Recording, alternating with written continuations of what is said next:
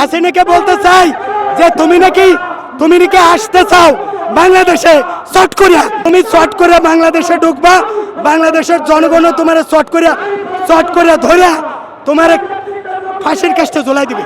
পিনাকি ভট্টাচার্যকে বাংলাদেশের অস্থায়ী অন্তর্বর্তীকালীন রাষ্ট্রপতি নিয়োগ দেওয়া হোক। এখন 80% লোক আমাদের, কিন্তু দেখেন এই গণ অভ্যুত্থান কিন্তু বাংলাদেশের সবাই চাইছিল, কিন্তু নেতৃত্ব দিছে কিছু ছাত্ররা। এখন 80% লোক আমাদের, কিন্তু ওইখানে নেতৃত্বের অভাব। নেতৃত্ব যদি আজকে বিএনপি একটা প্রোগ্রাম করতে পারতো টুঙ্গিপাড়া, হাসিনার দালালেরা জানে যে আমরা লুটে পুটে বেঞ্জিরেরা খাইছে, এই টাকা পয়সা কোথায় খরচ করবে। যদি বিএনপি একটা সমাবেশ করতে পারতো তাহলে এই স্বাধীনতার এত 52 বছর না কত বছরের ইতিহাসে বিএনপির এত বড় এই ঢাকার চেয়েও বড় সমাবেশ গোপালগঞ্জ টুঙ্গিপাড়া বিএনপির হতো। এটা বুঝতে পারি না ওরা তাদের সমাবেশ যাতে করতে না পারে এজন্য গুনাপাড়ার মাঠে তারা অতর্কিতভাবে তাদের শান্তিপূর্ণ সমাবেশ করার লক্ষ্যে আসছিল। তারা সন্ত্রাসীরা অতর্কিতভাবে হামলা করছে, কারণ টুঙ্গিপাড়া আমার বাড়ি, 80% লোক হাসিনারে চায় না।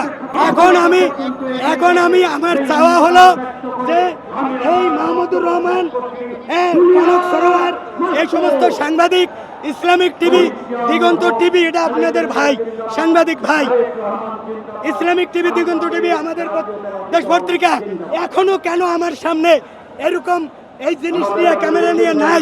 এই জন্য আসছে আমার মরা ভালো যে ইসলামিক টিভি, দিগন্ত টিভি কেন আমি এখনো বাংলাদেশ স্বাধীন করে 24 সালের মুক্তিযোদ্ধা হয়ে এখনো আমি কেন তাদের ক্যামেরা দেখতে পাই না?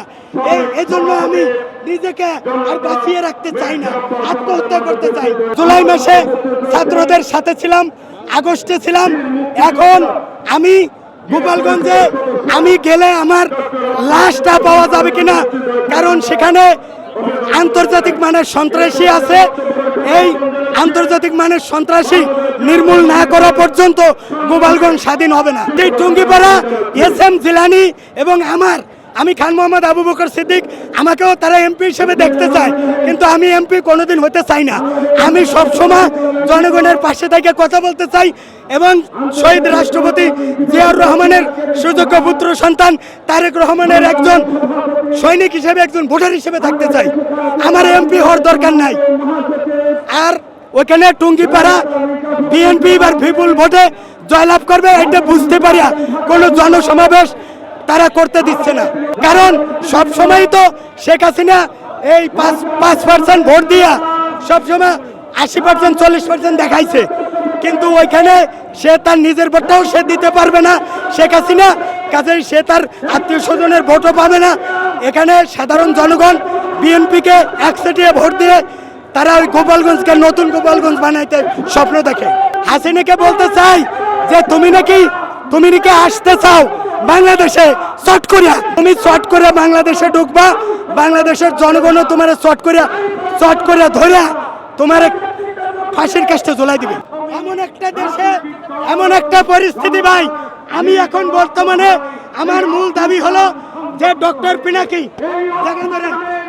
পিনাকি ভট্টাচার্যকে বাংলাদেশের অস্থায়ী অন্তর্বর্তীকালীন রাষ্ট্রপতি নিয়োগ দেওয়া হোক।